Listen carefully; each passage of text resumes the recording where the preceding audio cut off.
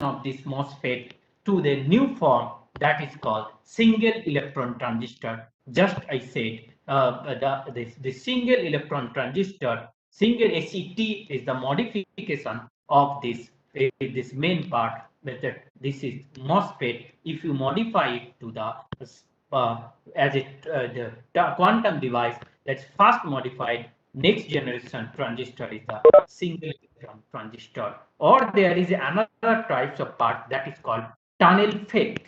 Tunnel FET. This is tunnel field effect transistor. This is tunnel FET. Field effect transistor. Single electron transistor is the modified version of the tunnel FET, where only single electron move at a time. Single electron transistor.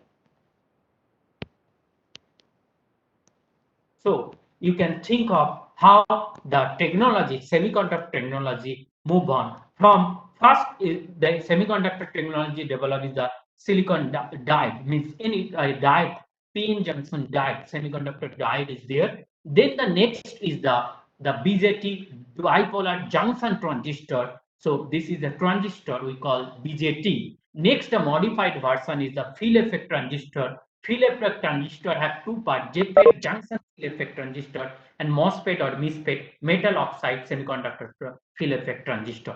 So these are mostly now the classical transistor. Whatever we talking about, classical transistor is this diode to this MOSFET is the classical transistor.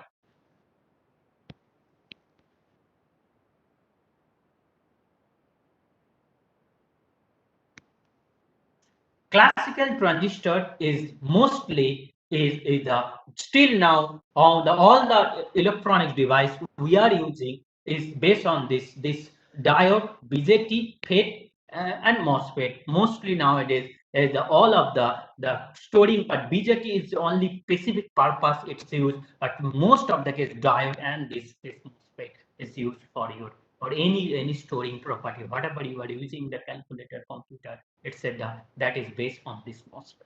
So we have to know this all this physics. But before knowing to that, I'll teach you in the next class, maybe class 102, PHN 102, analog electronics. I'll explain you all this. So to know all those things, basic first important first, you have to understand the metal semiconductor insulator, how it's formed. What does you mean by band gap? What does you mean with forbidden energy gap? That is the understanding is very important to know all those physics. Then you can able to apply all those properties to develop new physics and so on. And then even in that material, the classical electronics device, if you modify it with for the application of the quantum property, you can reach to the ACT, TFET, you can go, and that this ACT can be used for the main part of the any types of quantum sensor. Most of the quantum sensor, even the superconductive quantum sensor,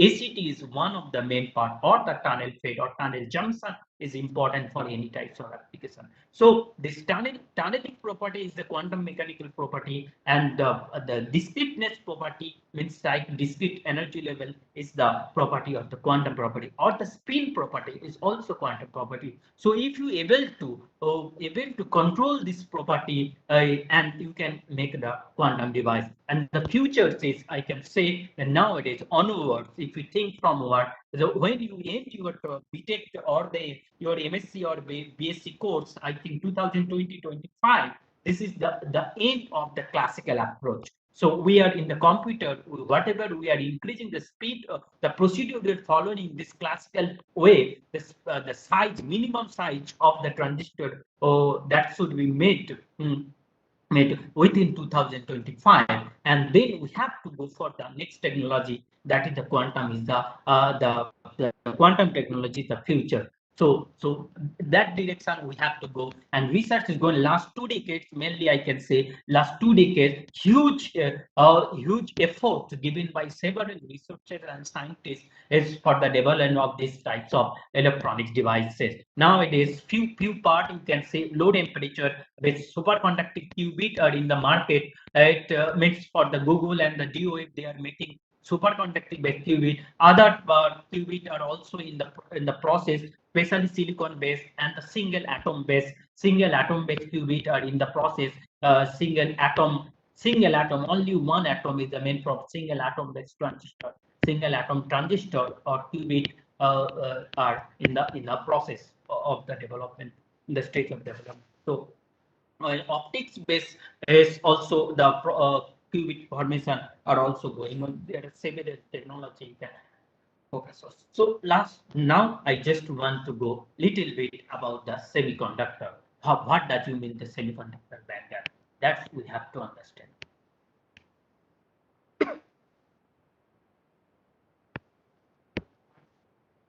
চলে গেছে mobile থেকে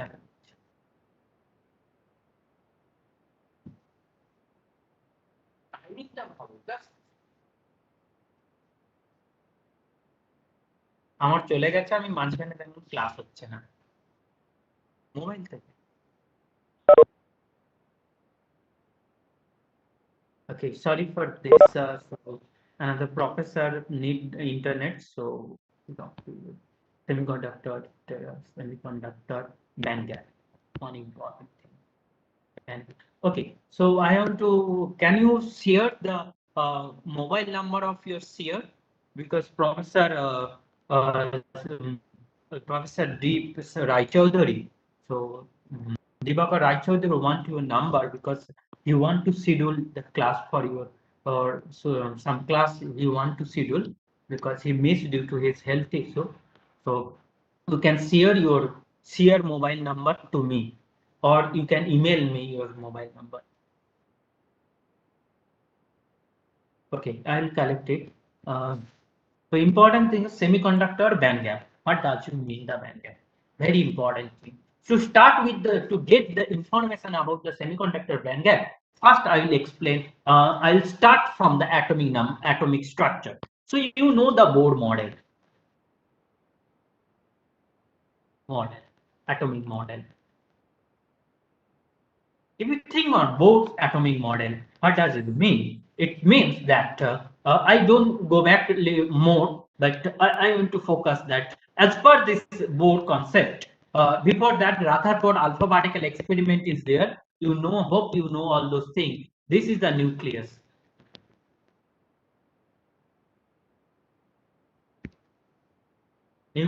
So in the nucleus, all the positive charge particle, if Z is the atomic number, so Z number of positive charge, all should be situated in a center part. Okay, center part, and for the center part is the focus of the nuclear physics.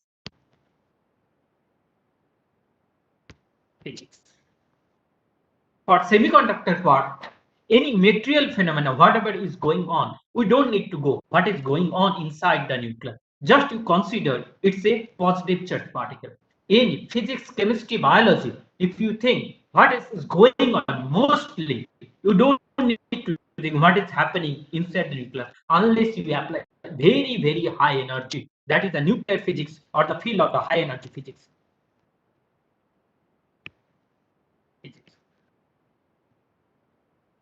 Whatever the phenomenon on this part, you don't need to go. The physics part, the material physics, the liquid phase, solid phase, or the gaseous phase, or any mechanics, whatever any mechanism in science, physics, chemistry, biology is going on, that you just consider it's a positive charge, nothing else. You don't need to think what is going on in the nucleus. So now you focus on this part, the outer orbit. So as per the Rutherford say, it's not fixed orbit. That is, you know that Rutherford model has some failure because of he considered it's a circular or some orbit, but he did not consider that that the stability of this orbit. So that's the problem of the Rutherford model. But both specify that each this orbit, with if I say number n equal to 1, n equal to 2, n equal to 3, etc. This orbit number, each are stable orbit. All are stable orbit. Nothing will change with this orbit. Electron can sit here.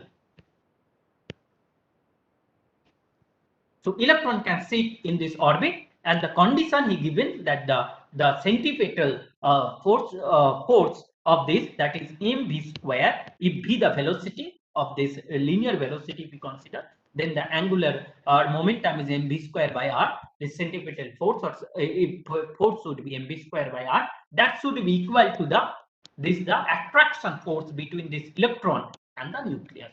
So if Z is the Ze is the nuclear charge, positive charge, so attractive force is Z square by this into E, so the Coulomb interaction.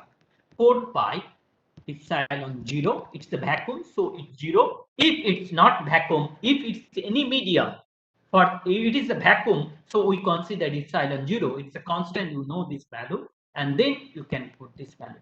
If you place this atom to any of the medium, you have to change it mu epsilon 0. If you place some material, let's assume phosphorus or hydrogen in silicon, in some of the material, then epsilon 0 in the material is different. So you have to change the epsilon 0 to the dielectric constant of that material. So then you find if what should be the atomic orbit of that. So this is the main part. This attractive force is, this amount is equal to your centripetal force, this one. From that you can able to calculate what should be the distinctness, this radius of this orbit.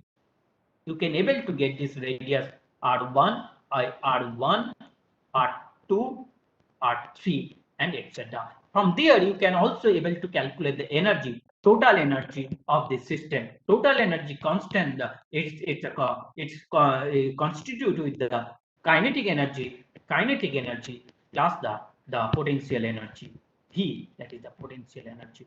If you do this, the Rn from this calculation, you will get the discrete energy level, and that Rn, the energy, this is the radius of this orbit, you will get 4 pi epsilon 0 into h cut square n square by z square m. If I say electronic mass, m is the electronic mass, and the energy you will get, this value is minus m by 2h cut square into z square by 4 pi epsilon 0 whole square. This is you will get from the board model. So this is, you know, all those things. Now few important things. You can able to, if you consider the simplest model, that is the circular model, but it should be later modified. All this not circular model. So I just want to say these are, maybe it some cases it should be elliptical, some cases it should be other way. So each orbit, if it the actual cases, I just want to this, it is in 3D. If you consider this first orbit, it's spherical. It's like a first orbit, it's like a football. It's a sphere. Second orbit, it should be, it's a, if P, the other orbit, it could be sometime it's dumbbell, exactly like the dumbbell. So in 3D, if you consider dumbbell, of course, dumbbell you can consider like this, but it's not like this. This should be connected to here, so it should be dumbbell-like shape. In 3D, in reality, I just want to say, if this is a sphere like a football, electron can stay in the surface, anywhere on the surface. Electron, it's not, I'm modifying the Bohr model. Bohr model is like a circular types of orbit. So if you consider simply, but sphere you consider, an electron can sit anywhere in this sphere, anywhere. So in random time measurement, you can check. So any position you can find within the surface. And same as the other orbit, it should be like the this rotation you can find.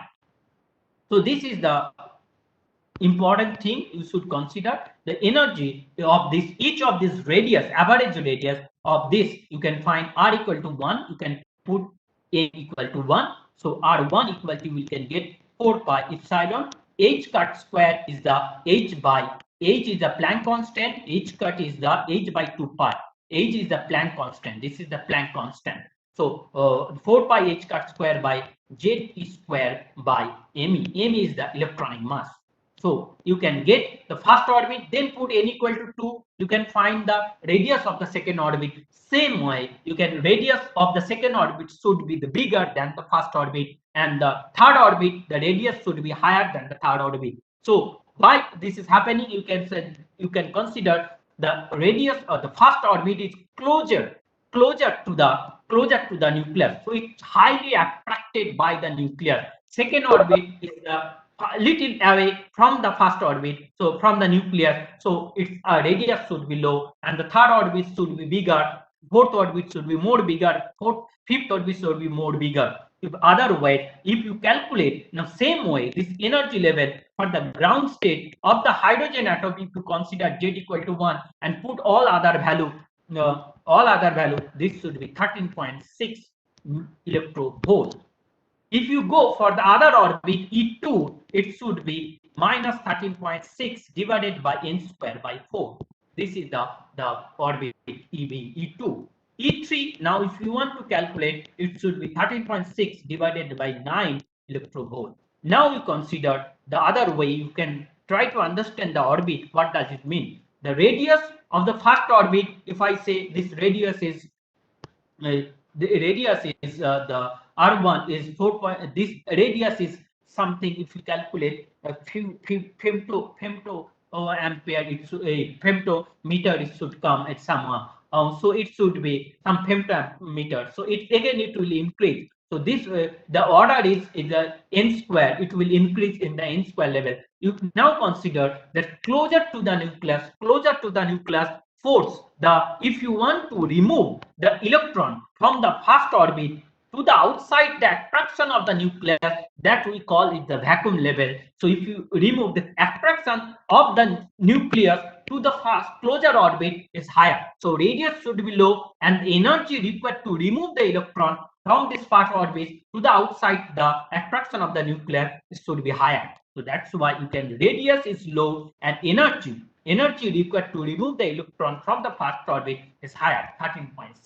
If you same way, if E2 is the this little away from the first orbit, so radius is bigger, and the attraction, the force is attraction of the of this electron to the nucleus with the nucleus is low, so it's 4 times low. That, and if you want to remove electron from the second orbit to the outside the attraction of the nucleus, it's lower, so it's 4 times.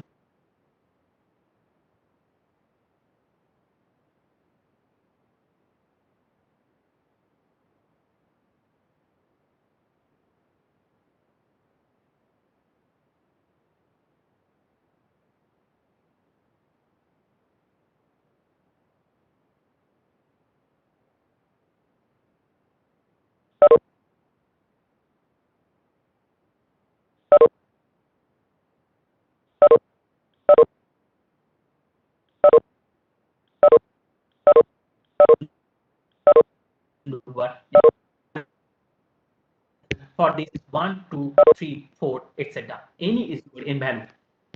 Now you think, now you apply some magnetic field, but this electron is now orbited around this around this nucleus. So it could have some angular momentum. What should be the value of this angular momentum? Angular momentum, if I say the L, that is equal to n minus 1, n minus 2 to somewhere you can get the chill. So if L equal to then your L value should be only 0. 1, L value should be 0. For L n equal to 2, or n equal to 2, you will get L value should be 0 and 1. This is the process where you get the angular momentum, how it should discrete angular momentum will get. For n equal to 3, then your L value should be 0, 1, and 2. This is the angular momentum quantum number. This is angular momentum.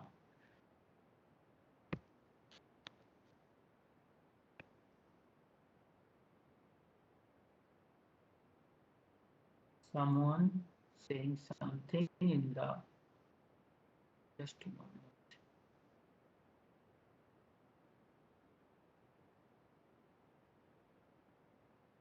Little later. Yes.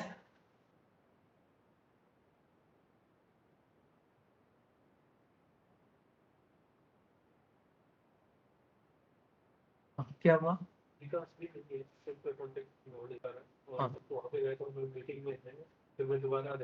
Sunil है तो सुनील को बोलो जाने के लिए। सुनील जो भी है बोलो सर से जाने के लिए।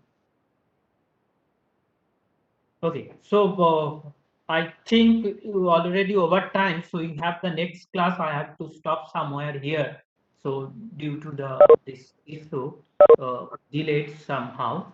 So now you know that this is the angular quantum number, angular or momentum number. So next, if you this is the case, you can find that for L equal to n equal to 1, you can n equal to 1 or L equal to 0 is the only angular momentum. L equal to 0 we call the s orbit.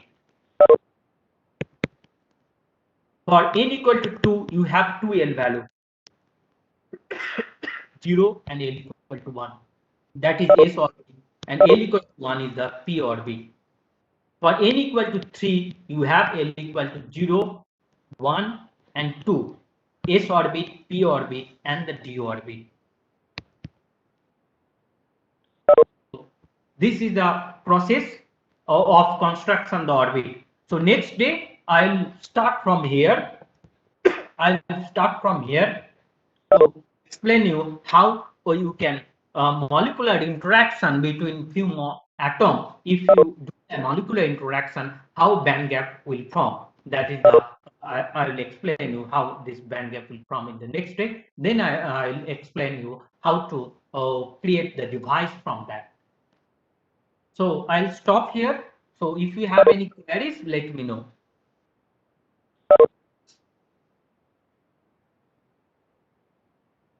Do you have any queries?